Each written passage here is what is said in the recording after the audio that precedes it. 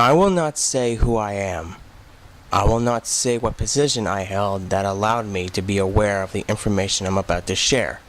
Suffice to say, I don't hold it anymore. I have read some of the letters directed at Seth and Fox complaining about Season 8 of Family Guy, and while I can't officially make these statements to any press, I don't want to stay quiet anymore. Many people feel that Season 8 was just off in an odd sort of way. For anyone who took note of Season 8 of Family Guy for the specific reason of elevated graphic violence, I want to say this. Seth MacFarlane was going through a lot during the times these episodes were written and produced. He was heavily involved in writing the episodes alongside series writers, several of which made comments later regarding his apparent state of mind during the writing sessions. However, more recently, when looking for collaborators, my ex-coworkers denied Seth being involved as he was, as well as Steve, who I'll explain in a bit. A number of scenes did generate a certain amount of negative viewer response. Peter's head getting crushed between two logs, for instance, but I like to point out that these images were no more graphic than the things you might see on other adult cartoons. In addition, there has been blood and gore in this series before. Typically, it's just more spread out over the season. However, if you feel that such imagery was out of place for this series, you were right.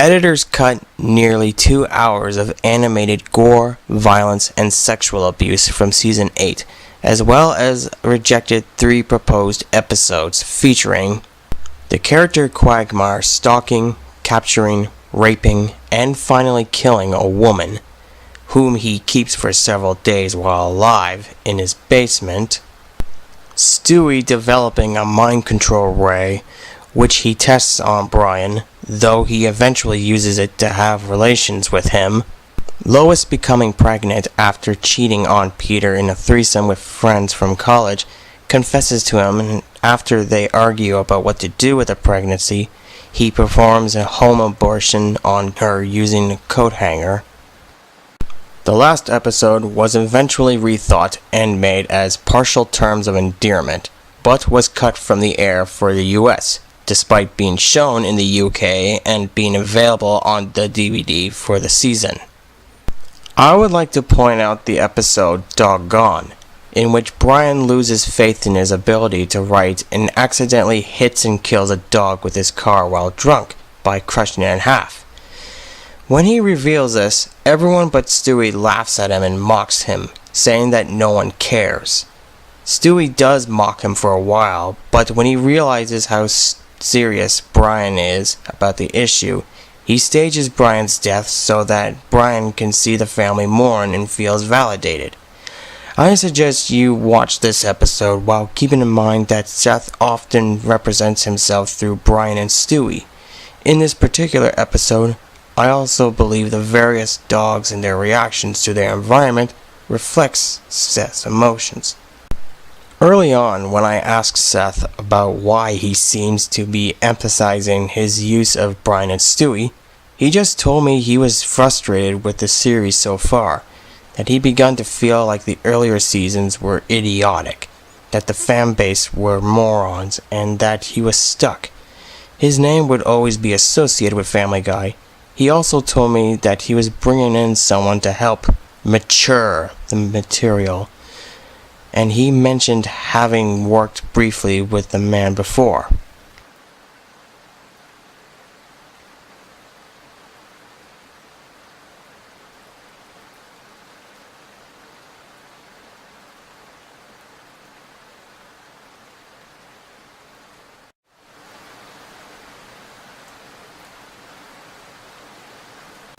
The stressed, slightly manic tone of Season 8 culminates in Brian and Stewie, one of the most serious episodes of the entire series.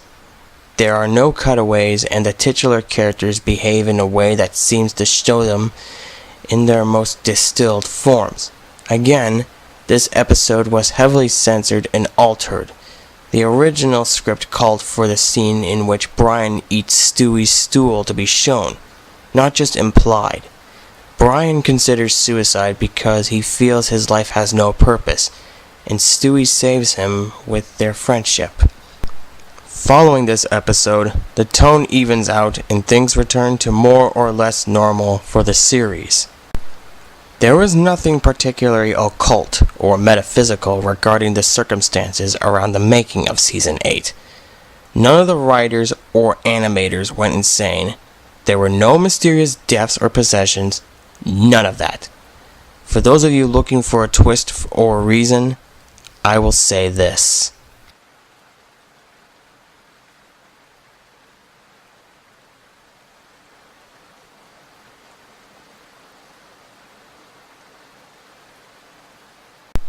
While Seth usually seemed tired outside of working, he did his best to keep up appearances at major events and gatherings.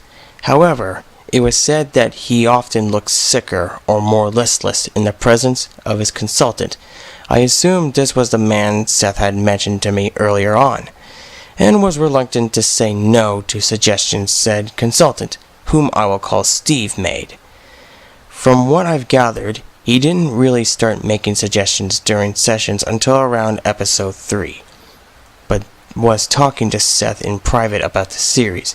He was silent for some time, almost absent aside from just sitting in, and then began to converse more actively with Seth and the co-writers by the middle of the season. While those who had to deal with Steve did usually seem irritated or perturbed by his presence, he did have some connections. Dwayne Johnson's brief appearance in episode 10, Big Man on Hippocampus, was attributed to Steve. And I was told Mr. Johnson, when jokingly asked by one of the crew on set about how he got asked to do the scene, commented that he was only there because he owed a favor to Steve. He acted uncomfortable at the time, and even during filming the short, it was done in one take and he was not asked to do it a second time. From what I've heard, Steve was present and seemed pleased by the fact that Mr. Johnson was visibly uneasy.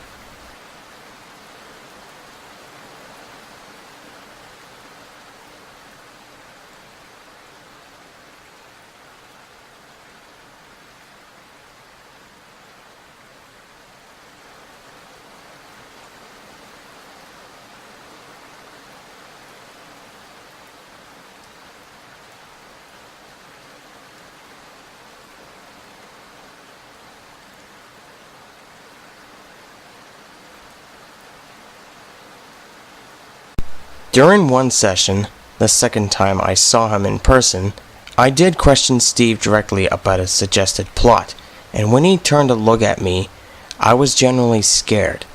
I had no idea why. He had never once threatened, swore, or made a personally violent move.